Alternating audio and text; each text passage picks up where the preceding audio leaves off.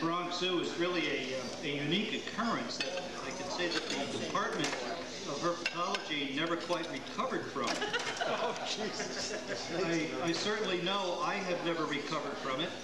And I'd sort of like to go back and set the stage for a few seconds. I'm in trouble. I'm in deep trouble. Deep trouble. It was a very small department, 5 people that worked. Joel wasn't one of them at first. And there came a time when we were looking for an aspiring reptile keeper to fill a vacancy. And the Bronx Zoo really tried very hard to find somebody of the ilk that we were looking for. And so we advertised in the New York Times. Somehow or another, Joel's picture got plastered all over the subway system. And we were forced to survive for the next several years with this gigantic poster that must have been 6 feet long and 4 feet wide in the coffee room, which of course Joel put there himself. We really couldn't take it down because he had fastened it so well to the wall that we had to renovate the place some years later. And then Joel came back and took the poster along with the wall. You know, he wanted to keep it himself. Actually, when we hired Joel, we thought he was a much younger man. Low blow. But we both realized as soon as we started working together that we were sort of 2 guys from the same mold in many ways, and we were both poor. Oh boy, were we poor. And we immediately had a lot of fun together, preying on the system, preying on other people outside the department. How we got yellow flowers, Peter? Well, some of the kinds of lizards that we had in the department only ate flowers. And it was very difficult, or very easy to get flowers in the summertime, but very difficult to get flowers in the wintertime. And we tried a lot of different sources because, like most of us, animals have to eat on a regular basis, and so you've got to provide and have food available on a regular basis. And so Joel and I really racked our brains. Where could we get flowers on a regular basis that were fresh? My brother-in-law had just died at the time. And as I was in intimate contact with the rest of the family, I knew when there was going to be a new visit. And so we frequently would figure out when the best time was and go up and bring back a load of fresh flowers. It was amazing. How many cemeteries did we have to go to? 4. 3 of the bastards believed in plastic.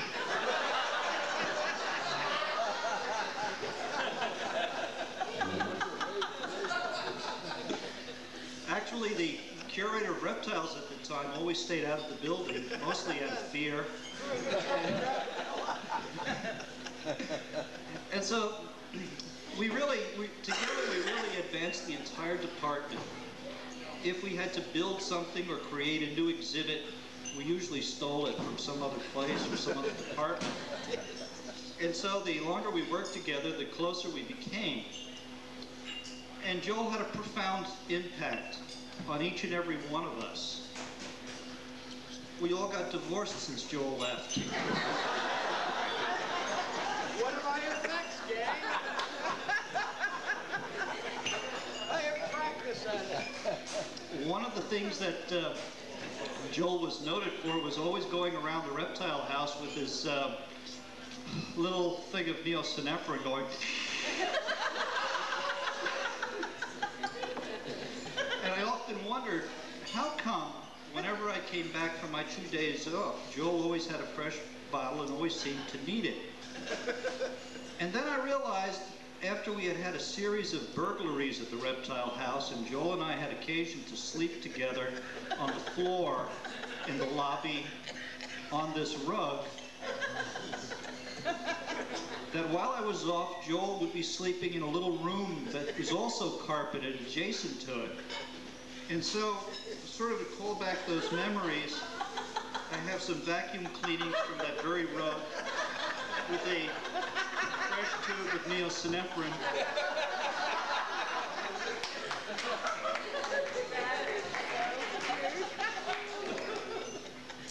I said, he had a profound effect on me, one of which I am eternally grateful. I used to live in a little town called Dover Plains, New York, and I used to commute back and forth. And we used to, it was a wretch of a place. And Joel and everyone, we sawed my roof off one night, raised it about 3 feet. Almost killed everyone. Almost got killed everyone because the wind came up while the roof was no longer attached. But we were successful. And we used to have these outrageous parties there. And Jeannie used to come up with little Josh, and we tried to protect the small children.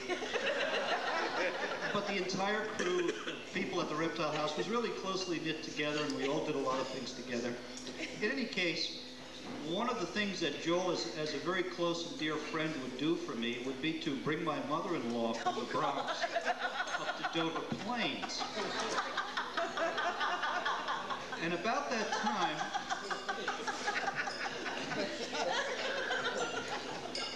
she frequently wobbled uncontrollably. And at that time, Joel had just tried to work his way out of poverty, was making the talk show circuits. And he would, at that point, he had won a yellow Chevette. And when he got his brand new, it had no shocks then. A Bacon, yes, Bacon, right. Brand new, didn't have any shocks then, didn't have any shocks the entire time. You know, he used that car as an excuse for more times of not coming to work, anyone I've known.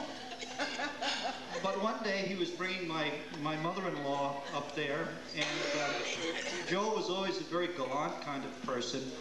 And as they drove up Interstate 684, she was cackling and nodding and wobbling and whipped out a cigarette and tried to put it in her mouth. And Joel reached over to the cigarette lighter and pulled it out. And of course, the car didn't have any shock absorbers, so the car was bouncing up and down.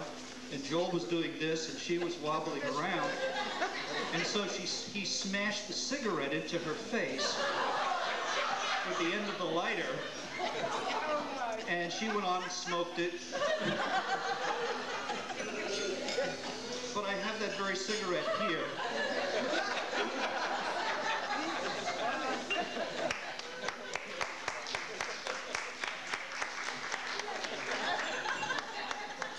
But I remember how Joel went into... I remember how Joe went into acute depression for 3 days when he turned 35 because he was over the hill.